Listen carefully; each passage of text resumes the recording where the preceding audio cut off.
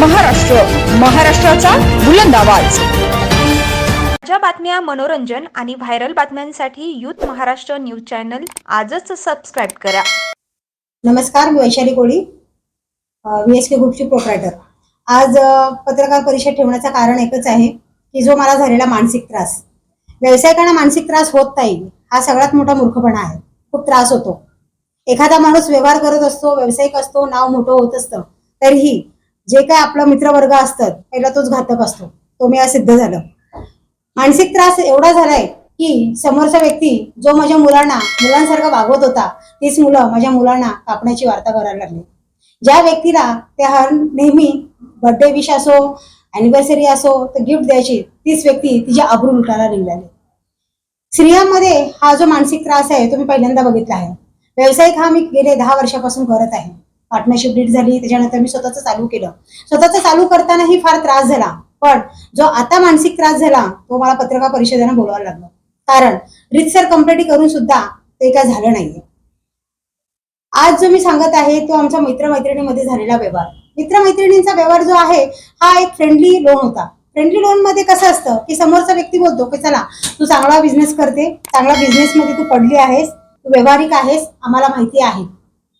आम्ही भिशी वगैरे चालवायचो, नॉर्मली गोष्टी ज्या स्त्रियांमध्ये असतात. शेवटी मी व्यावसायिक असली तरी मी एक गृहिणी पण आहे, मी 2 मुलांची आई पण आहे. त्याच्यामुळं या भिशी वगैरे चालवणं हे आमच्यामध्ये मानसिकतेमध्ये आहेच, हे कुठल्याही स्त्रीमध्ये आहे.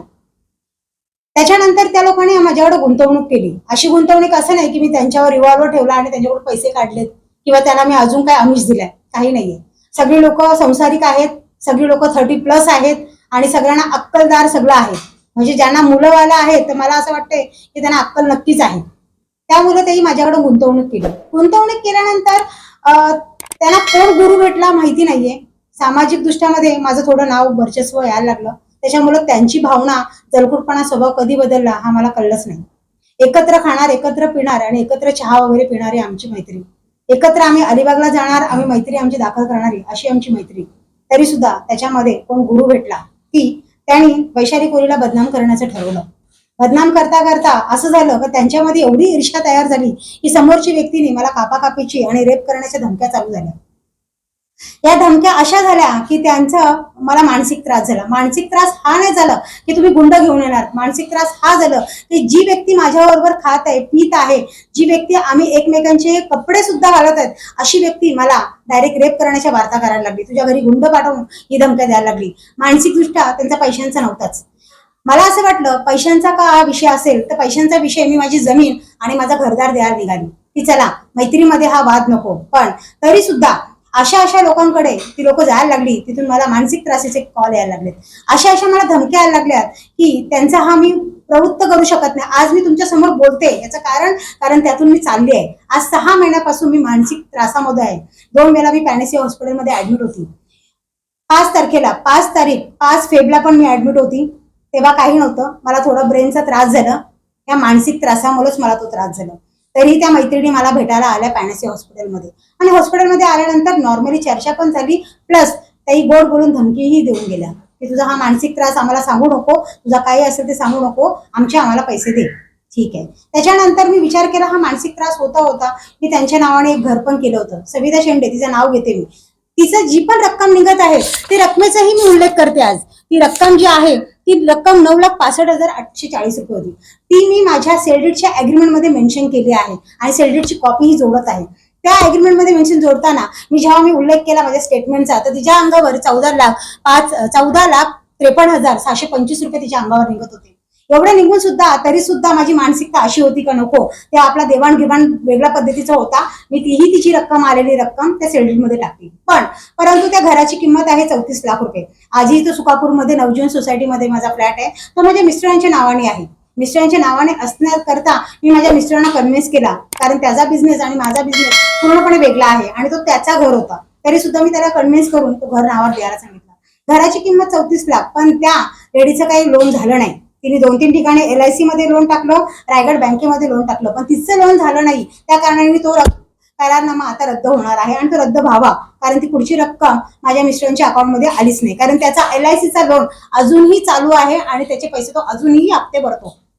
दुसरी गोष्ट, त्याच्यानंतर त्यांचं मन भरलं नाही. त्याच्यानंतर ते मला वारंवार त्रास द्यायला लागले.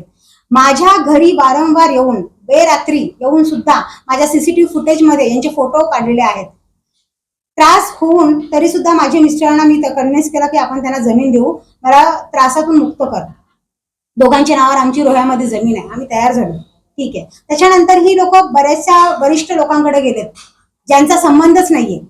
ते संबंध नसताना त्याच्यामध्ये आगीमध्ये यायला लागलेत की आपण हिला त्रास देऊ, या राजकीय क्षेत्र हिचा खराब करू, हेही मला धमक्या आल्या. त्याच्यानंतर 3 मार्चला मी 1 मार्चला मी ऍडमिट होती पॅनॅसी हॉस्पिटलमध्ये. मानसिक तणाव एवढा दिला होता की माझ्या स्वतःच्या ज्या 1316 गोळीचं नाव आहे 1316, तणावपूर्वक मी खाल्ल्या. जाणबुजून नाही खाल्ल्या, तर तणावमुक्त खाल्ल्या की एवढा मानसिक त्रास की मला शांतीने झोप पाहिजे होती. त्या गोळीने मला झोप यायची म्हणून मी ती गोळी जास्त खाल्ली. ते पण मानसिक त्रास आणि मानसिक छलमुळे. कारण त्या तारखेला ते लोक आमच्या घरी आले होते आणि धिंगाणा करून गेले होते. धिंगाणा करताना एकच होतं की माझी 17 वर्षी मुलगी आहे, त्या मुलीला आणि मला रेप करण्याच्या धमक्या दिल्या होत्या आणि माझी मुलगी पूर्ण मानसिक त्रासामध्ये गेली होती. तिने एकच प्रश्न मला विचारला, जी आई असेल तिला नक्कीच कळेल की मम्मी हे किती दिवस चालणार आहे, त्याच्यापेक्षा मेलेलं परवडलं. तो शब्द आणि त्या 1316च्या गोळ्या आणि हा तणावमुक्त झालेला माझ्या गोळ्या खाण्याचा हा उद्देश. कारण करोडांना कोण लढत नाही, करोडांना कोण झुकत नाही, पण मुलीच्या शब्दाला ते झुकलं. त्याच्यानंतर माझ्या मिस्टरांना खूप त्रास झाला. 3 तारखेला ऑनलाईन अर्ज केला. रात्री अर्ज केल्यानंतर पोलिसांकडून काहीही दखलंदाजी केली नाहीये. पोलीस मला उलट उत्तर द्यायला लागलेत की तुम्ही जर सुसाईड नोट केली आहे मॅडम, मग तुमच्यावर कलम लागतील. ठीक आहे. मी बोली मला माझ्यावर तुम्ही कलम सांगताय, ज्या लोकांनी मला त्रास दिलाय त्यांच्यावर कुठला कलम लागेल, तेही शहानिशा केली पाहिजे. तुम्ही एकच बाजू कशी काय बघताय, तुम्ही डायरेक्टली आरोपी सिद्ध कशी काय करू शकता. त्याच्यानंतर काही न होता याच्यामध्ये सविता शेंडे, शीतल डेरेंगे आणि सोनल वारदे हे वारंवार फोन करत होते की आम्ही तुमची जमीन घ्यायला रेडी आहोत, जमिनीचा व्यवहार करून टाका. त्याच्यानंतर मला त्यांच्यावर भरोसा नव्हता. मी माझ्या वकिलाला सांगितलं मला पण मुक्त व्हायचंय, पण मला कसं मुक्त होणार ते मला सांगा. मग ते बोललेत की ह्या बदलत आहेत सारख्या. मी त्यांचा एका पेपरवर नोट लिहून घेतो की ह्या स्वतः येऊन माझ्याकडं जमीन घेत आहे, त्याची पेपर नोटीस मारून देतो. त्याच्यावर त्यांच्या सह्या केल्यात, तोही माझ्याकडे पेपर आहे. तो पेपरही तुम्हाला दाखवू शकते. त्याच्यानंतर 2 एप्रिल 2024 रोजी माझ्या मिस्टरांना कॉल आला. बलवंत पाटील जे पोलीस निरीक्षक आहेत त्यांचा फोन आला. फोन आल्यानंतर माझे मिस्टर गेले. माझ्या मिस्टर बोलले किरणाचा एक आशेचा किरण आलेला आहे, बघू जाऊया आपण, मानसिक त्रासातून थोडं तू मुक्त होशील. कारण आपण बोलतो रक्षक है तो कुछ डर नहीं, मगर उस दिन थोडा अलग हुआ. त्या दिवशी माझे मिस्टर गेले आणि मिस्टरांना विचारलं तुमच्या बायकोनी पैसे काय केले. वा, हा प्रश्न होता माझ्या मिस्टरांच्या अर्जावरचा. त्याच्यामध्ये कुठेही हा उल्लेख नव्हता. तुम्ही पैसे काय केले आणि तुमच्या पैशांचा व्यवहार काय होता ते मला माहित नाही, पण तुमच्या बायकोवर हे कलम लागतील. 409, 420, 120B हे तुमच्या मिसेसवर कलम लागतील. त्याच्यानंतर सोनल वारदे आणि सविता शेंडे यांना बोलून घेतलं. यांना बोलून घेतल्यानंतर तिथे आमच्या अर्जावर काहीच नाही, ज्याच्यामध्ये सोनल वारदेने ही वार्ता केली होती की पोलीस स्टेशन आमच्या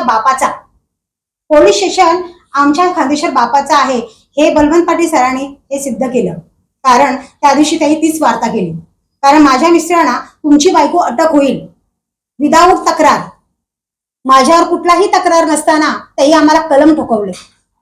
विदाऊट अर्ज नसताना त्याही माझ्या मिस्टरांना आरोपी म्हणून ट्रीट केलं. त्यांना काय ट्रीट केलं, कसं ट्रीट केलं माझ्या मिस्टरांनाच माहिती आणि त्यांनाच माहिती. आणि त्यांना बोलायला लागलेत की तुमचे 1.25 करोड, 1.5 करोड, 2 करोड माहित नाही मला, एवढे पैसे तुमचे आहेत त्या बाईकडून आम्ही वसूल करून घेऊ. करायला मार्ग नव्हता. त्याच्यामुळं माझा हा मानसिक तणाव खूप जास्त प्रमाणे वाढला होता. मिस्टर त्या दिवशी खूप त्रासाने होते, त्रसलेले होते, ते जीवाला वैतागले होते. त्यांना ऑलरेडी बीपीची गोळी चालू आहे. त्या दिवशी काय झालं ते व्यवस्थित सांगत नव्हते, कारण ते मानसिक तणावामध्ये खूप जास्त आले होते. आणि त्या दिवशी ते अक्षरशः रडले. जो मला असं वाटते जो कोणी पुरुष असेल तो जेव्हा रडतो जेव्हा त्याला खूप त्रास होतो. त्यानंतर मी स्वतः विचार केला की दुसरा अर्ज तू माझ्या नावाने मी बनवला. त्यांना मानसिक त्रास जो झाला त्या दिवशी ते पुरेपूर सांगायला तयार नव्हते, कारण पोलिसांची कुठे ना कुठे आपल्या सामान्य माणसाला भीती असते. आम्ही सामान्यच माणसं आहोत, आम्ही फक्त व्यावसायिक मध्ये आलोत. याचा अर्थ असा नाहीये की आम्हाला खूप काही गोष्टी माहिती आहेत. आम्ही पण तुमच्यासारखेच लोक आहोत, त्या व्यावसायिकमध्ये आलो. 2 एप्रिलमध्ये जो काही झालेला प्रकरण, मी 3 तारखेला रितसर अर्ज केला, स्पीड पोस्टनी डायरेक्टली खान्देश्वर पोलीस स्टेशनला पाठवला. पण जो माझ्या नवऱ्याच्या बाबतीत काय झालं ते मला खरंच काय कळलं नाही, काही समजलं नाही. ते त्या बाबतीत त्याच्या दिवशी त्याला काय मारहाण केली का, तो एवढा तणावमुक्त का होता, त्याचा आत्मविश्वास का तुटला होता, त्यासाठी मी आयटीआर टाकले. त्याच्यामध्ये मी त्यांना व्हिडिओ, ऑडिओ आणि सीसीटीव्ही फुटेज मागितलंय. कारण माझा तो अधिकार आहे, माझा नवरा त्या दरम्यान तिथे होता, माझा तो अधिकार आहे म्हणून त्याच्याकडून मागितले. पण अजून काही शहानिशा झाली नाहीये, माझ्या अर्जावर पण काय झाली नाहीये. हा, पण एवढं आहे की त्यांच्या बोलण्याने एवढंच कळतंय की ते मला डायरेक्टली ओपनली सांगतात की तुमच्याकडे हा तुम्हाला अर्ज होणार, तुमच्यावर ही कलमा लागणार आणि तुम्हाला आम्ही डायरेक्टली अटकेत घेणार. कारण त्यांचं वार्ता होती, मी त्या अर्जामध्ये स्पष्टपणे लिहिलं आहे की त्यांनी सांगितलं होतं सविता शेंडे आणि सोनल वर्देला, माझ्या मिस्टरांसमोर एकाच केबिनमध्ये, की तुम्ही कुठलीही सेटलमेंट बाहेर करायची नाही. सेटलमेंट करायची असेल तर पोलीस स्टेशनला यायला लागेल आणि पोलीस स्टेशनला जर सेटलमेंट केली नाही तर तुम्हाला उभं मी करणार नाही. रक्षक बना भक्षक. तर मग सामान्य माणूस, जर माझ्यासारख्या व्यक्तीला जर हा त्रास आहे तर सामान्य व्यक्तीला काय त्रास नाही होणार. अमाऊंट आहे, मी देण्यासाठी तयार आहे. माझ्याकडे जेवढी ऑनलाईन मिळते तेवढी मी द्यायला तयार आहे. आणि जानेवारी फेब्रुवारीमध्ये जेवढी मला देता आली तीही मी अमाऊंट त्यांना दिली आहे. ही सिव्हिल केस बनते, पण त्याही क्रिमिनल माइंडेडमध्ये ही केस घेतात. ते बोलतात क्रिमिनलमध्ये हिला आपण फसू, स्पष्ट भाषेत.